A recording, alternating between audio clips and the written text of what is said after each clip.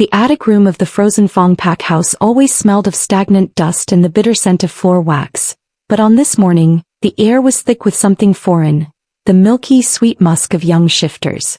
Asha Wolfsong blinked her eyes open, her body aching from the cold stone floor where she had fallen asleep after a double shift in the laundry pits. She was an Omega, a girl of silence and shadows, tolerated only because she didn't complain when her fingers bled from the lie. She expected to wake to the harsh glare of the mountain sun through the cracked window, but instead she felt a heavy rhythmic warmth pressing against her ribs. Her heart hammered a frantic rhythm as she slowly pulled back the frayed gray wool of her single blanket. 3 pairs of luminous, wide eyes stared back at her. They were tiny, no more than 5 weeks old, with fur as thick as winter velvet. One was as black as a starless night, another a smoky charcoal, and the third a startling snowy white. They weren't just wolf pups, they were perfection in fur and bone. Asha's breath hitched. "Where did you come from?" she whispered, her voice cracking from disuse. As the black pup shifted, rolling onto its back to let out a tiny, demanding yip, Asha saw it. Tied around each of their small, sturdy necks was a collar made of polished obsidian. In the dim light of the attic, the stones seemed to drink the shadows, but it was the engravings that made the blood turn to ice in Asha's veins. Etched into the obsidian were ancient runes, the crest of the House of Thorn. These weren't just strays or a high-ranking pack member's accidental litter. These were the heirs of Alpha King Fenric Stormhowl. Asha pulled her hand back as if burned. The king was known for his cold, merciless justice and a power that could level mountains. Rumors had been swirling through the pack house for days about a royal kidnapping, a breach of the western borders that had sent the king into a silent, murderous rage. She looked at the white pup, Sky, who crawled forward and began to lick Asha's thumb with a sandpaper tongue. The realization hit her with the force of a physical blow. If the frozen Fong warriors found these pups in the room of a lowly, unshifted servant, they wouldn't ask questions. They would assume she was the thief. They would execute her before she could even offer a plea. She was holding the Alpha King's heart in her hands, and it was a death sentence. Yet as Rune, the charcoal pup, let out a soft, shivering whimper and burrowed deeper into her side for warmth, Asha felt a strange dormant heat flare in her own chest. She was a nobody, but she was the only thing standing between these royal lives and the cold cruelty of the world outside her door. "Stay quiet," she breathed, her silver eyes shimmering with a sudden fierce resolve. "I've got you." Chapter 1. The heavy rhythmic thud of combat boots against the floorboards below vibrated through the stone, traveling up through Asha's bare soles like a warning tremor. The silence of the morning had been a lie. Above her, the pups were no longer sleeping. They were a chaotic tangle of soft fur and mounting anxiety. Vale, the charcoal-furred male, let out a sharp, inquisitive yip that sounded like a gunshot in the cramped attic. Asha lunged forward, pressing her palm gently over his small muzzle. "Shoo!" she hissed, her eyes darting to the heavy oak door. The iron bolt was rusted and flimsy. It wouldn't hold for a second against a shifter's strength. "Search every floor," a voice bellowed from the hallway, the unmistakable gravelly roar of head warrior Silas. "The king's scent track ends at this wing. If that thief is hiding in the servant quarters, bring me their head." Panic, cold and sharp, lanced through Asha. She looked at the 3 pups, Vale, Rune and Sky. They were the most beautiful things she had ever seen, and they were her certain death. If she was caught with them, there would be no trial. The frozen Fong pack lived by a brutal code, and she was the easiest person to blame for a royal kidnapping. The pounding reached the door at the end of the hall. Frick! A door splintered. A woman screamed. They were moving fast, kicking in every entrance. Asha scrambled across the floor, her mind racing through the meager contents of her room.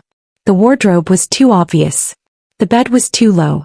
Then her eyes landed on the rusted iron grate in the corner, half hidden behind a stack of moth-eaten blankets. It was an old ventilation duct, long since disconnected from the main furnace, used now only to let the winter draft whistle through the stone. She gripped the edge of the metal. It was fused with layers of grime and rust. She pulled, her muscles straining, the iron biting into her calloused palms. "Move, you stubborn piece of hell," she snarled internally. With a screech of protesting metal that made her teeth ache, the grate gave way. "In. Now," she whispered. Sky, the snowy white pup, tilted her head, her blue eyes wide with confusion. Asha didn't have time for gentleness. She scooped up all three, the obsidian collars clinking softly against each other, a sound that felt loud enough to wake the ancestors. She tucked them into the dark, narrow hole just as the heavy footsteps reached her door. "Don't make a sound," she pleaded, looking into Sky's intelligent eyes. "Please." She shoved the grate back into place, sliding the stack of blankets over it with a frantic kick. She had just enough time to fall to her knees and grab a discarded tunic, pretending to scrub a non-existent stain on the floor, when her door exploded inward. The wood groaned as it hit the stone wall. Silas stood there, a mountain of muscle and malice, his nostrils flaring as he caught the scent of the room. Behind him, two guards stood with spears leveled. "Asha Wolf song," Silas sneered, his eyes roaming the small, pathetic space. "The silent little mouse. Why do you smell like you've been running a marathon?" Asha didn't look up, keeping her head bowed in the posture of a broken omega. "The laundry is heavy today, Alpha. I was just preparing for the king's arrival." Silas stepped into the room, his heavy boots stopping inches from the ventilation grate. Asha held her breath, her heart drumming so loudly she was sure he could hear it. Below the floorboards, beneath the metal, 3 royal lives depended on a girl who wasn't even supposed to have a voice. One whimper, one scratch of a claw against the duct, and the floor would run red with her blood. The dust hadn't even settled from the warrior's boots when the atmosphere in the frozen Fong Pak house shifted. It was as if the very oxygen had been sucked out of the hallways, replaced by a heavy ionizing charge that made the hair on Asha's arms stand at attention. The frantic shouting of the guards died into a suffocating silence. Asha stood pressed against the damp stone wall of the main corridor, her fingers still trembling and stained with the rust of the ventilation grate. She clutched a stack of gray, threadbare linens to her chest, using them as a shield to hide the frantic thudding of her heart. Down the hall, the massive oak doors of the great hall swung open with a groan of iron. He didn't walk, he stalked. Alpha King Fenric Stormhowl was a creature of myth made flesh. He was draped in a long charcoal coat that seemed to swallow the dim torchlight of the hallway, his shoulders broad enough to carry the weight of the entire Western territory. But it was the aura he projected that paralyzed the room, a raw, predatory power that felt like a physical weight pressing against the lungs of everyone present. Beside him, Alpha Cade of the Frozen Fong looked suddenly diminished, a scavenging coyote standing in the shadow of a winter god. Cade was babbling, his usual arrogance replaced by a frantic, sweating sycophancy. "We are honored, Your Majesty. My men are conducting a thorough sweep of the lower levels as we speak. If there has been any breach, we will find it." Fenric didn't respond. He didn't even acknowledge Cade's existence. His head was tilted slightly, his nostrils flaring as he caught the scents of the pack house, sweat, old meat, and the metallic tang of fear. Asha lowered her gaze, staring intensely at the floorboards, praying to be the invisible ghost she had been for 20 years.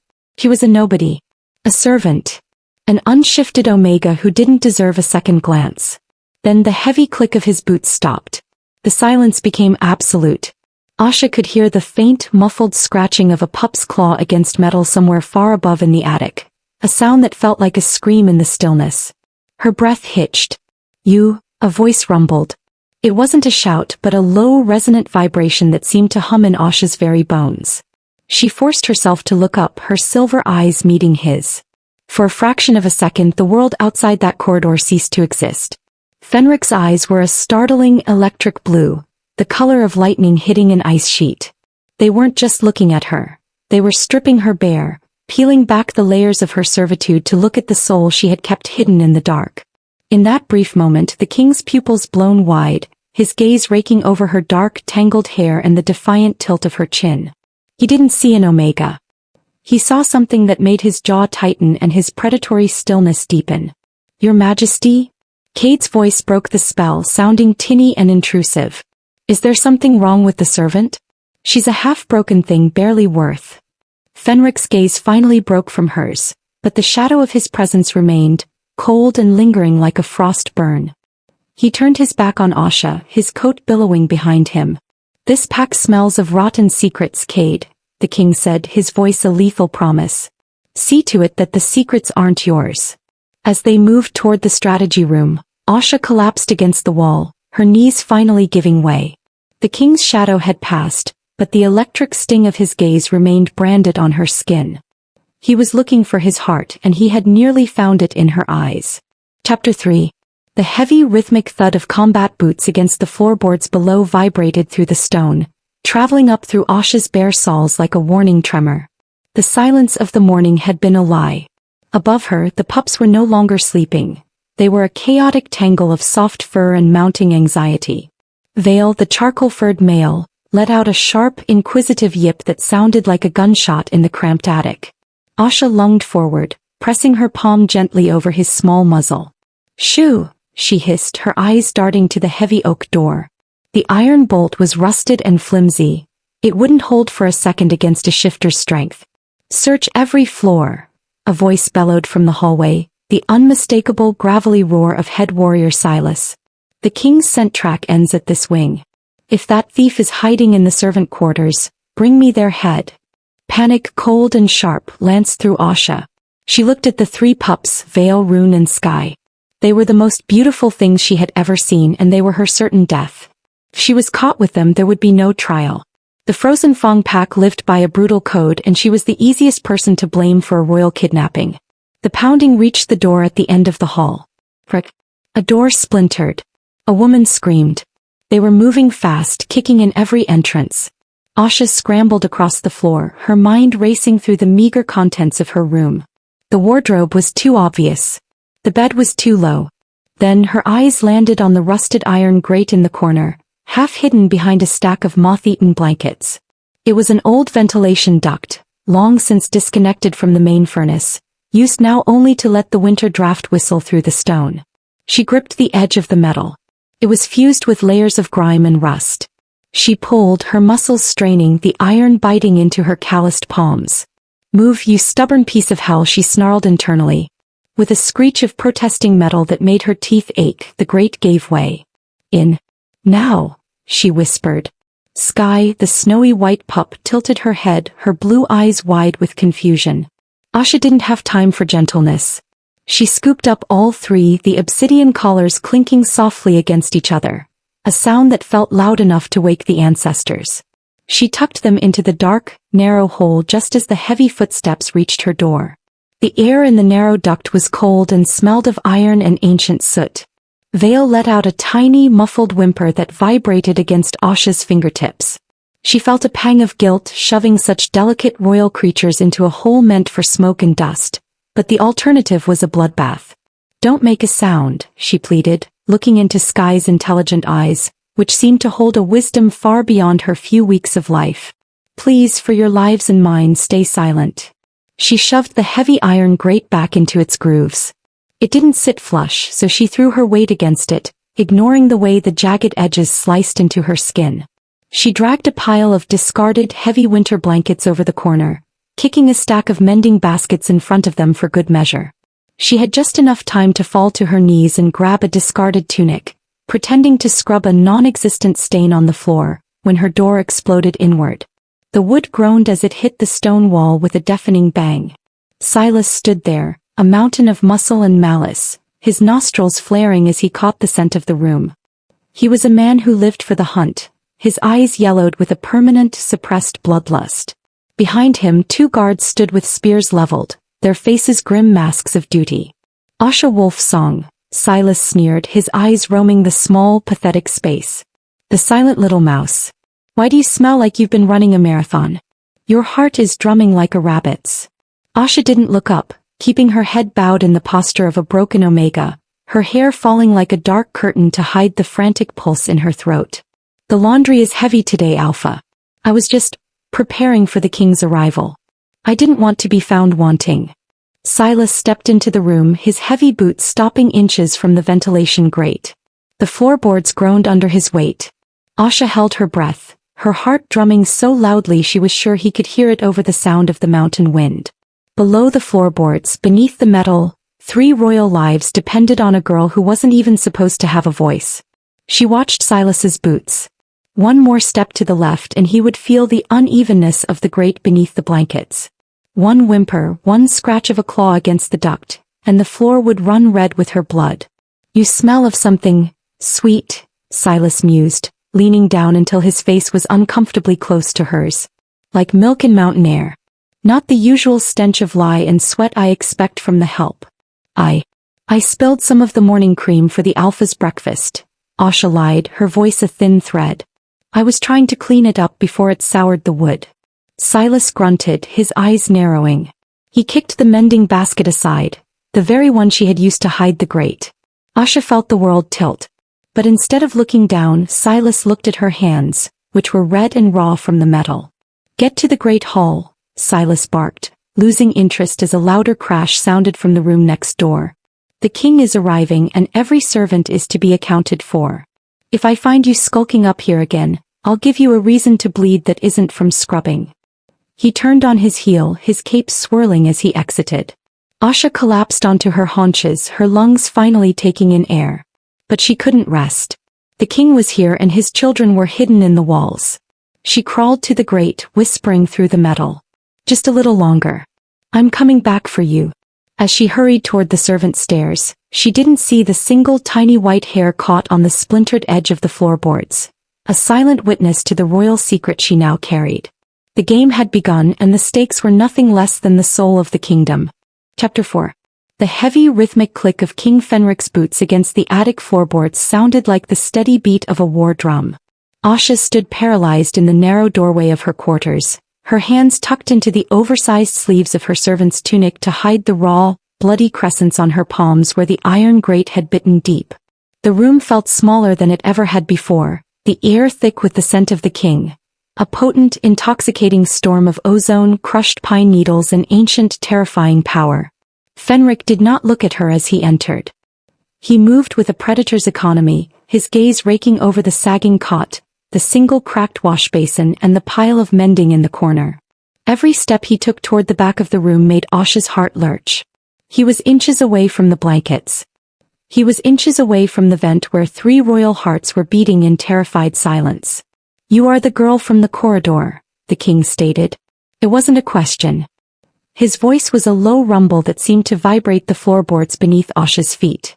I am a servant of the house, your majesty, Asha whispered, her voice trembling despite her best efforts to remain composed. She kept her head bowed, focusing on the polished black leather of his boots. They were spotless, reflecting the dim light of the single candle flickering on her bedside table. Fenric stopped in the center of the room. He tilted his head back, his nostrils flaring as he took a long, deep breath. Asha felt the air leave the room. She knew how sensitive an Alpha King's senses were. He was a tracker of legends. He could smell a lie before it was even spoken, and he could scent his own bloodline across miles of frozen tundra. He turned slowly, his blue eyes, shimmering like electric currents in the gloom, locking onto hers. He didn't move toward the ventilation grate. Instead, he took 2 long strides toward her, closing the distance until he was towering over her. The heat radiating from his body was like a furnace in the damp chill of the attic. Look at me, Asha Wolf Song, he commanded. She forced her chin up. Being this close to him was like standing on the edge of a lightning strike. He reached out, his gloved hand hovering near her neck, and for a terrifying second, Asha thought he was going to wrap his fingers around her throat and demand the truth. But his touch was unexpectedly light. He caught a strand of her dark, tangled hair between 2 fingers, his gaze intense and searching. Lavender, he murmured, his voice dropping to a gravelly silk. And the sharp metallic tang of fear. It clings to you like a second skin. Asha's breath hitched. I have never stood before a king, your majesty. Fear is the only thing a girl like me is allowed to own. Fenric's eyes narrowed, his thumb grazing the line of her jaw. The contact sent a jolt of pure energy through her, a sensation so sharp and foreign that it made her knees weak. He was searching for the scent of the pups, the sweet, milky musk of his sister's children. But as he leaned in closer, his nose brushing the sensitive skin of her temple, he seemed to find only her. He didn't smell the obsidian collars hidden beneath the floor. He didn't smell the royal blood. His senses were being clouded, overwhelmed by the unique ancient scent of the girl standing before him. To Fenric, Asha didn't smell like a thief. She smelled like the earth after a spring rain, like hidden power waiting to be unburdened. You smell of secrets, he whispered, his breath hot against her ear. But they are not the secrets I am hunting for today. He pulled away abruptly, the loss of his warmth leaving Asha shivering. He glanced one last time at the pile of blankets over the vent, his eyes lingering for a heartbeat too long. Asha held her breath, her soul screaming for the pups to stay silent. One whimper would end the world. "This room is a cage," Fenric said, his voice cold once more as he turned toward the door. "And you are a bird who has forgotten she has wings. Stay out of the hallways, little wolf song. My warriors are not as observant as I, and they do not care for the scent of lavender." As he vanished into the darkness of the hallway, his shadow lengthening across the stone floor, Asha collapsed against the doorframe. The pups were safe for now, but she knew the truth. The king hadn't found his heirs because he had been too busy discovering her. And in the world of the frozen Fong, being noticed by the king was just as dangerous as being caught in a lie. She crawled to the vent, her hands shaking as she pulled back the blankets to find 3 pairs of glowing eyes waiting for her in the dark. She had survived the king's touch, but the fire he had promised was still coming. Chapter 5. The moon was a sharp silver scythe hanging over the frozen Fong peaks, casting long skeletal shadows through the high windows of the packhouse kitchen. At 2 a.m. the stone corridors were usually a tomb, but tonight they felt like a labyrinth of traps. Asha moved like a ghost, her bare feet silent on the flagstones, her heart a frantic drumbeat against her ribs. In her arms she balanced a heavy wicker laundry basket, piled high with thick, scorched-smelling tunics from the training pits. Hidden beneath the coarse wool, wrapped in the softest scraps of silk she had managed to scavenge from the rag bin, were the 3 royal pups. They had been restless in the attic, their small stomachs growling with a hunger she couldn't satisfy with water and crusts. She needed milk, and she needed it before the dawn brought the king's fire to her doorstep. The kitchen was cold, smelling of stale grease and extinguished hearths. Asha set the basket down on a heavy oak prep table, her movements frantic as she reached for a ceramic pitcher of cream left in the cold box. She had just begun to soak a clean rag in the milk to let the pups suckle when the temperature in the room plummeted. The shadows in the corner of the room didn't just shift, they solidified. "A servant's work is never finished, it seems," a voice rumbled from the darkness. Asha spun around, her hand flying to her throat. Standing by the large hearth, his silhouette cutting a terrifying figure against the dying embers, was Alpha King Fenric. He wasn't wearing his heavy royal coat now. In a simple black shirt, the sheer, predatory mass of his muscles was undeniable. His electric blue eyes burned with a restless, agonizing insomnia. "Your Majesty," Asha gasped, dropping into a low, trembling curtsy. She positioned herself directly in front of the laundry basket, her spine stiff. I didn't mean to disturb your rest. I was just lying," Fenric finished, stepping into the dim light. His presence was an ocean, vast and drowning. He didn't look at her face. His gaze was fixed on the laundry basket behind her. "The kitchen is for food, Asha. The laundry is for the wash sheds.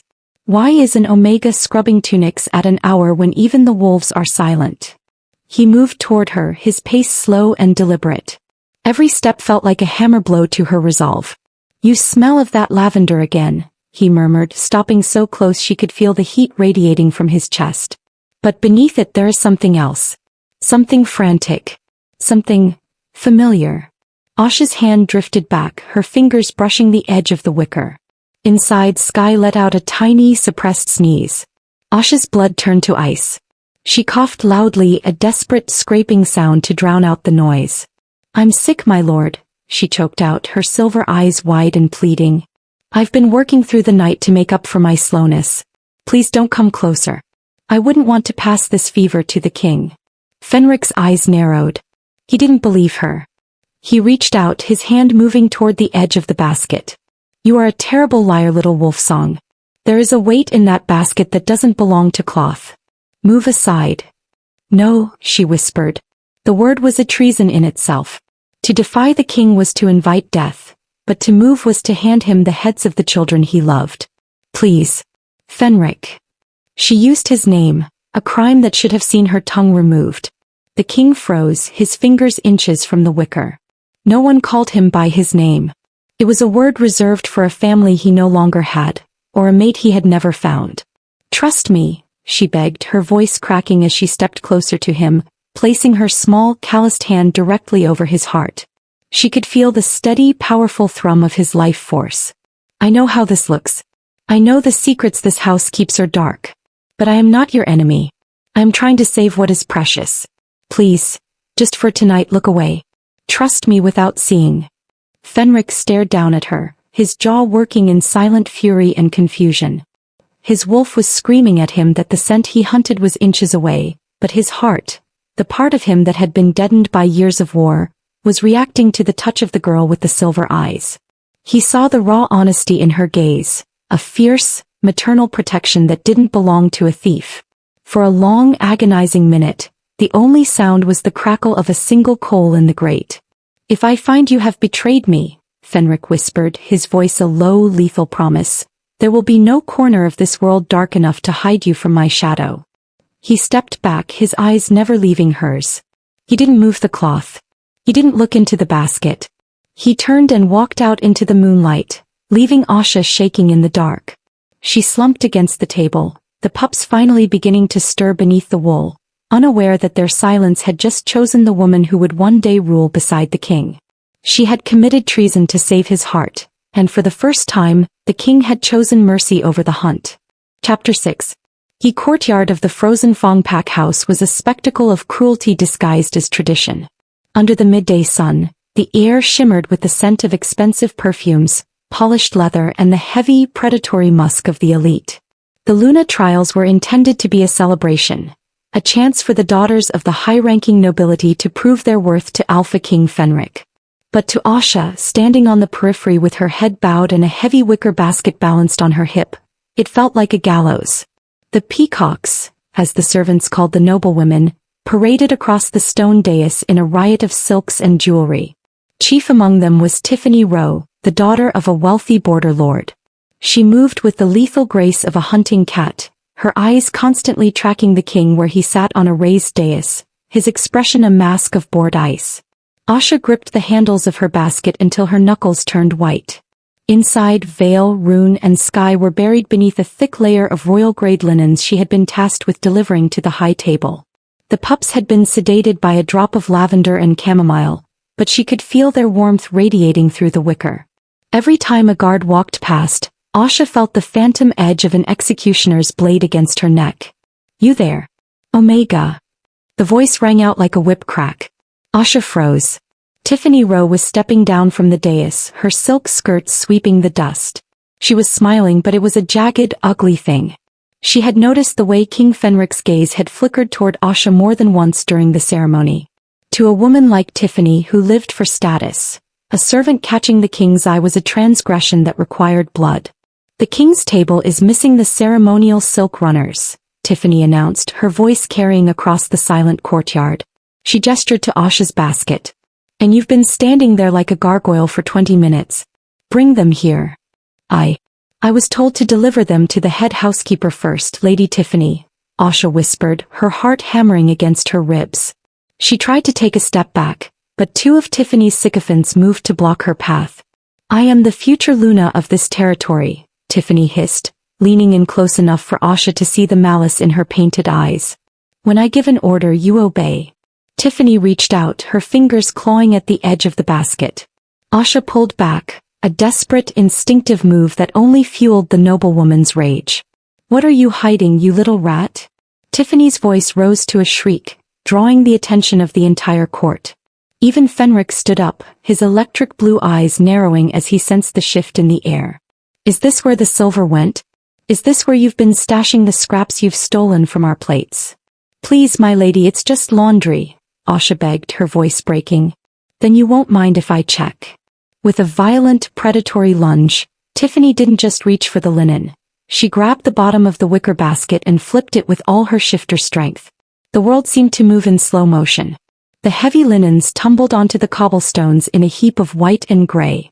And then, rolling out from the center of the silk, 3 small fuzzy shapes hit the ground. The silence that followed was deafening. Veil, Rune and Sky, startled awake by the rough impact, let out tiny high-pitched yelps of distress. The sunlight caught the obsidian collars around their necks, the royal runes flashing like black diamonds. The gasps from the crowd rose like a wave. Tiffany recoiled, her face turning a ghostly shade of white as she realized what she had just unearthed. These weren't scraps of food or stolen silver. They were the kidnapped heirs of the Thorn bloodline. Asha stood exposed in the center of the courtyard, the empty basket still clutched in one hand. She looked at the pups who were shivering and huddled together on the cold stone, and then she looked up at the dais. King Fenric was over the railing before his guards could even move. His shadow fell over the courtyard like an eclipse, cold and terrifying. He didn't look at Tiffany. He didn't look at his warriors. His gaze was locked onto Asha, his pupils blown wide with a mixture of shock, fury, and a terrifying dawning realization. Asha, he breathed, the name sounding like a death knell. The trap had sprung. The secret was out. And as the guards leveled their spears at her throat, Asha knew that the silence which had protected the pups was now the very thing that would see her burned. Chapter 7. The courtyard of the frozen Fong was a tomb of silence, broken only by the ragged breathing of the gathered pack. Asha stood in the center of the circle, the empty wicker basket lying on its side like a discarded shell. Beside her, Veil, Rune, and Sky were huddled in a heap of trembling fur. The obsidian collars, the marks of their royal blood, pulsed with a faint dark light against the gray cobblestones. King Fenric stood at the edge of the dais, his hands gripped so tightly on the stone railing that the rock began to spiderweb with cracks. His face was a mask of agonizing conflict, the relief of finding his kin warring with the cold, hard law of the territories. He had promised to burn the thief, and there she stood, the servant who had touched his heart with her lavender scent and her silver eyes. Seize her. Alpha Cade's voice shattered the stillness, thick with a desperate, oily malice. He saw his chance to redirect the king's wrath. She stole the royal blood. She hid them in the filth of her attic to use as leverage against the crown. Executioners, step forward. Two massive warriors, their faces obscured by iron helms, stepped from the shadows. They carried heavy, silver-edged pikes meant for dispatching rogues. Asha didn't move. She didn't plead for her life. She looked only at the pups. Tiffany Rowe, driven by a hysterical need to prove her loyalty and erase her own humiliation, lunged forward. "Useless, thieving rat," she screamed, raising a heavy-heeled boot to strike at the smallest pup, Sky, who was shivering at Asha's feet. "You brought this plague into our house." As Tiffany's foot swung toward the pup's ribs, Sky let out a high, terrified yelp, a sound of pure, innocent pain. Something inside Asha didn't just break, it detonated. The suppression that had kept her spirit chained for 20 years, the lies Alpha Cade had fed her about being a broken Omega, and the ancient dormant power of the Wolfsong lineage collided in a singular point of fury. A sound tore from Asha's throat that was not human and not wolf, but something primordial. It was an alpha roar that shook the very foundations of the pack house. A sonic wave that sent Tiffany flying backward into the dust and forced the armored warriors to drop to their knees, clutching their ears. It was the sound of a mountain collapsing, of a star being born. The air around Asha began to shimmer with a blinding, iridescent light. Her body elongated, her bones snapping and reforming with the sound of cracking ice. She didn't scream, she ascended. The threadbare servant's rags were shredded as a coat of fur, whiter than the highest peaks of the western range and shimmering like crushed diamonds, burst forth. In the center of the courtyard, where a lowly servant had stood a moment before, now stood a beast of legend. She was twice the size of any alpha wolf, her tail a sweeping plume of starlight and her eyes, once silver, now glowing with a fierce celestial white fire. The spirit walker had awakened. The pack fell into a collective terrified crouch. This was the wolf of the prophecies, the protector of the innocent, the one who walked between the physical world and the spirit realm. Asha, the spirit walker, stepped over the pups, shielding them with her massive, shimmering frame. She bared teeth that looked like daggers of polished ivory, a low, guttural snarl vibrating through the earth. Fenric watched from the dais, his breath caught in his throat. His wolf, the great storm of the west, bowed its head in his mind. He didn't see a thief. He didn't see a servant. He saw his equal. He saw the woman who had walked through the fire of silence to protect his blood, and in doing so had claimed her throne. The scent of lavender was gone, replaced by the overwhelming, intoxicating aroma of ancient magic and winter stars. The test was over, and the true Luna had finally revealed herself. Chapter 8. The shimmering aura of the spirit walker did not simply fade. It pulsed in rhythm with the heavy, frantic heartbeat of the frozen Fong pack, a celestial beacon that cast long, distorted shadows against the ancient stone walls of the courtyard. Asha, in her massive star-bright wolf form, stood like a sentinel of ivory over the three pups. Her growl was no longer a mere sound but a low-frequency vibration that rattled the glass in the surrounding windows and made the very earth beneath the cobblestones hum with a dormant power. The air was thick with the scent of ozone and ancient timber, the signature of a magic that hadn't walked the physical plane in 3 centuries. From the edge of the terrified crowd, where the common members of the pack had retreated in a wave of awe and fear, a figure draped in robes of tattered silver silk stepped forward. It was Eldra of the White Moon, the pack seer. For 20 years her eyes had been clouded by cataracts, milky white and seemingly blind, yet she now walked with a clarity and grace that defied her fragile frame. In her gnarled hands she carried the moonstone, a jagged, translucent crystal the size of a heart, said to have fallen from the lunar surface during the first great shift. The blood does not lie, even when the tongue is forced into silence by the hand of a coward, Eldra's voice rang out. It was no longer the raspy, forgotten whisper of a discarded elder, but a melodic chime that cut through the tension like a silver blade. Alpha Cade scrambled to his feet, his face twisted in a mask of desperation and sweat. He looked like a man watching his empire turn to sand. "Get back, hag. This is a trick.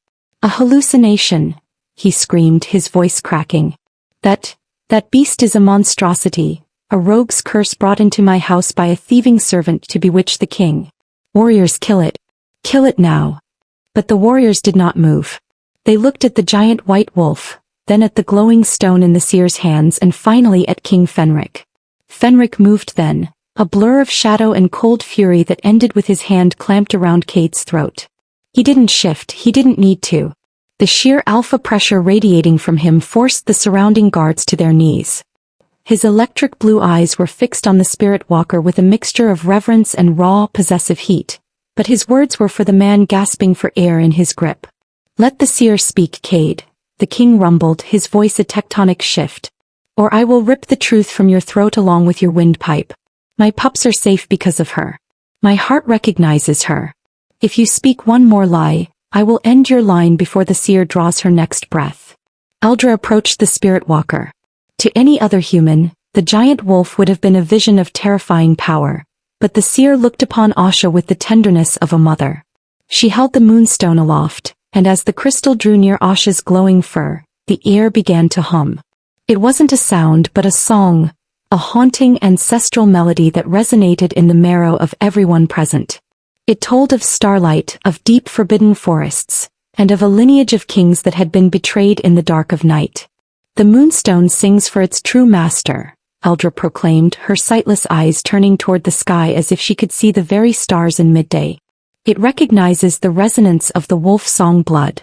For 20 years, this pack has been ruled by a usurper who built his throne on the bones of the righteous and the silence of the oppressed. Cade, you told the people that Alpha Orion and his Luna perished in a rogue raid. You told the girl she was a broken Omega, a child of no one, a nothing, to keep the spirit walker's fire from burning your lies to ash." The moonstone flared with a brilliant, pulsing violet light. Images began to shimmer within its translucent facets, projected like ghosts against the stone walls of the courtyard for all to see. The crowd gasped as the stone revealed the truth. A vision of a younger Cade, his blade red with the blood of a noble white wolf, Alpha Orion, while a young Asha was dragged away, her memories suppressed by a dark, forbidden spell cast by Cade's own hand. The vision showed the moment he had locked her power away, telling her she was weak so she would never realize she was the very thing he feared most. "She is not a servant," Eldra cried out, the moonstone now glowing so brightly it rivaled the sun. "She is the daughter of Orion. She is the rightful alpha of the frozen Fong, the descendant of the first walkers, and the true mate of the Western King." Asha let out a long, mournful howl that harmonized with the stone's song, a sound that purged the last of the darkness from the courtyard. The violet light of the moonstone flowed into her fur like water, washing away the final remnants of the suppression spells. The mark of the wolf song, a crescent moon entwined with a winter rose, appeared on her shoulder, glowing with an eternal silver flame that branded her as royalty. The betrayal was laid bare. The warriors who had served Cade dropped their spears, the metal clattering against the stone as they bowed their heads in shame and sudden fierce loyalty. The truth of their true alpha's daughter resonated in their souls, breaking the spell of fear Cade had woven. Fenric let go of Cade, who collapsed into the dirt like a hollowed-out husk, his power shriveled and useless in the face of the Moonstone's judgment. The song of the stone reached a final, beautiful crescendo, a chord that signaled the end of the long winter and the return of the true light. Asha turned her glowing, intelligent eyes toward Fenric. The song of her ancestors finally matched the rhythm of his heart, and in that moment the entire world knew. The silence was over and the queen had been named by the moon itself. Chapter 9.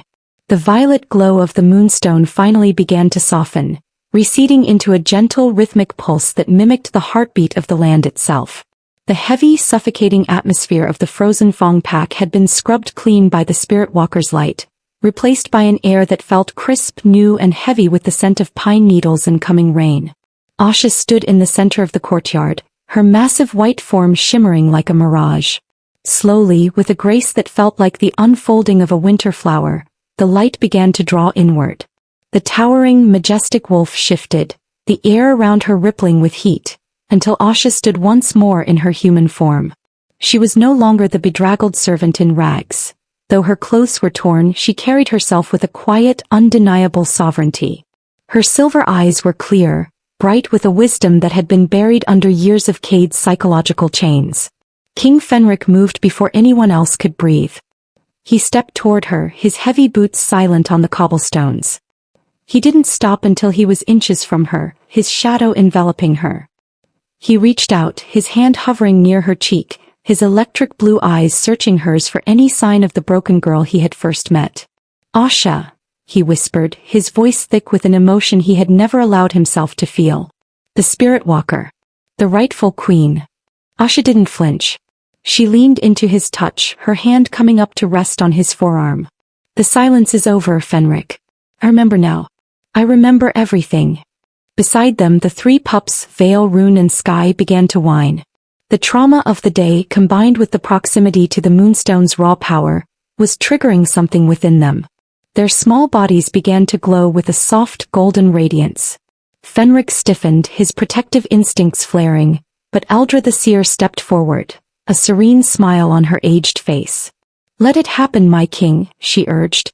"The bond is complete. They have found the heart they were searching for." In a blur of light and soft, shifting sounds, the three wolves disappeared. In their place, sitting on the discarded silks and linens, were three toddlers. Vale, the oldest, had dark, messy curls and the same intense gaze as his uncle. Rune was a quiet boy with silver-streaked hair, and little Sky was a vision of pale beauty, her blue eyes wide and curious. They didn't look toward the king. They didn't look toward the warriors. They scrambled to their feet, their small, unsteady legs carrying them straight to Asha. "Mama!" Sky squealed, her tiny arms reaching upward. "Mama!" the boys echoed, burying their faces in Asha's tattered skirts. Asha let out a sob that was half laughter, dropping to her knees to gather all three of them into her arms. She pressed her face against their hair, breathing in the scent of milk and mountain air that she had risked her life to protect. They weren't her blood, but they were her soul. She had held them in the dark, fed them in secret, and roared for them when the world turned its teeth toward them. In every way that mattered, she was the mother they had almost lost to the darkness. Fenric knelt beside them, his large hand resting on Vale's head, his other arm wrapping around Asha's shoulders. The sight was a shock to the remaining Frozen Fong members, their cold, merciless king brought to his knees by a woman and three children. The Frozen Fong and the Stormhowl territories are no longer divided by blood and lies, Fenric announced, his voice carrying to the furthest corners of the courtyard. "Today we unite. Under the protection of the Spirit Walker and the strength of the Thorn bloodline, we build a new pack. A pack that does not prey on its own. A pack that values the silence of a protector as much as the roar of a warrior." The warriors of the Frozen Fong, who had lived under Cade's shadow for 20 years, let out a cheer that shook the mountain. It wasn't a roar of war, but a cry of liberation. Asha looked up at Fenric, the sunlight catching the silver of her eyes. The cold stone floor was a memory. The attic was a ghost. She was no longer the girl who slept beside Pups in the dark. She was the Luna who had brought the dawn. "Welcome home, my queen," Fenric murmured, his lips brushing her forehead. Asha smiled, holding the children tighter as they giggled and tugged at her hair. "I think," she whispered, "we're already there." The new moon rose that night over a kingdom transformed. The traitors were gone, the secrets were aired, and for the first time in generations, the Spirit Walker's song was a lullaby, floating on the wind, promising a peace that would never again be silenced. Make sure to subscribe and hit that notification bell so you don't miss our next story. Like and comment where you are watching from. Thanks for watching and see you in the next.